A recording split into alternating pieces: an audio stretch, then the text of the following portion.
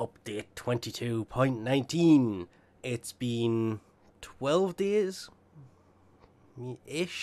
since the Beast of Sanctuary actually dropped. They have kind of finalized a lot of the changes and everything else that they wanted to make to the Sanctuary. They have finally, and it just says, fixed severe host migration issue in Onslaught, so here's hoping that was fixed, and there are a few things that shouldn't have been showing up in the Onslaught anyway, like the khoras. They showed up on a certain tile set, and it was the first thing I did when I actually tried that. I went in there and marked it. Yeah, those little things in the middle of the... basically where the market thing's coming from. If I had have known there was this many fixes that still had to come out for Korra, I probably would have gone in and hunted some of these out, because the fixed the Venari when in its heal state was healing the operator. It no longer does that. There's a lot of other it's basically fixes. All of it. The only real change is the Whipclaw animation has been updated. It's a little bit quicker and it reflects more on the aim. But it was more the fact that the Venari was not... It was the same issue when Cool Bros were first added. When you went to space, they came with you when you did Arcwing missions. Same thing, and I really wish I'd caught that, because a flying Kavat, or Venari, would have looked absolutely hilarious. They've actually, reading through this, there's a lot of fixes for visual stuff as well. They have noted in the changes and other fixes for this actual update a lot of optimization for memory and CPU by improving voice related things. I thought that would have been sound related, but I know how to test this. It's actually not the same thing as the CPU improvements. I just want to know when coming to the landing craft. No, it still lags just a little bit every time I come back to the landing craft.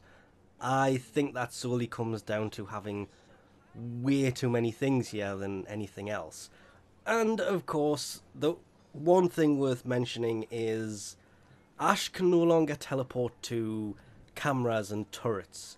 He used to be able to before, he can't anymore. And the reason we're on the plains, well, in Cetus here, is because Hokia can now bring the new strikes and hilts that came with update 22.18 that weren't in his rotation before. He can now actually bring as his daily special. Then there was Tennogen round 12. The preview picture looks... they just posed so well. That does look really nice. There is new skins for Rhino, Nyx, Volt, Mesa, Chroma. Actually has two. He's got one at the end as well. Mags stands out the most here. I can't wait to actually see that, as long as Steam stops being a pain and lets me actually update things. And Loki's also looks really nice. Korra's new alt helmet looks better than her actual in-game alt helmet. Kind of the way that Tennogen seems to go these days. They're always better than the actual ones in-game. 6 new sandanas, and instantly that blue one stands out a lot. But I have noticed that there's a couple of these that look just like ones that are already in the game, just with a different... dare I say, a variation? Obviously, seeing them in person would be better than the actual picture, but yeah, Tennogen even. Steam, I hate Steam. I just don't keep it updated enough to use it that much.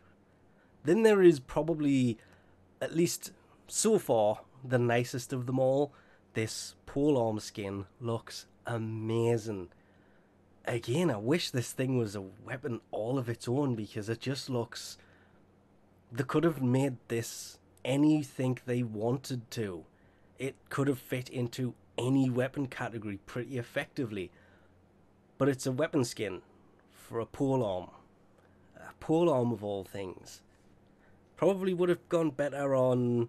Actually, even on a heavy sword, it would have been a bit over. Nah, heavy sword it probably would have gone better on, because it would have been more used.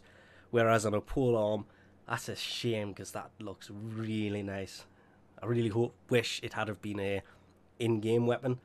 because then it just would have been used way more. But anyway, we'll leave this off here for now. Thanks for watching, and I'll catch you next time.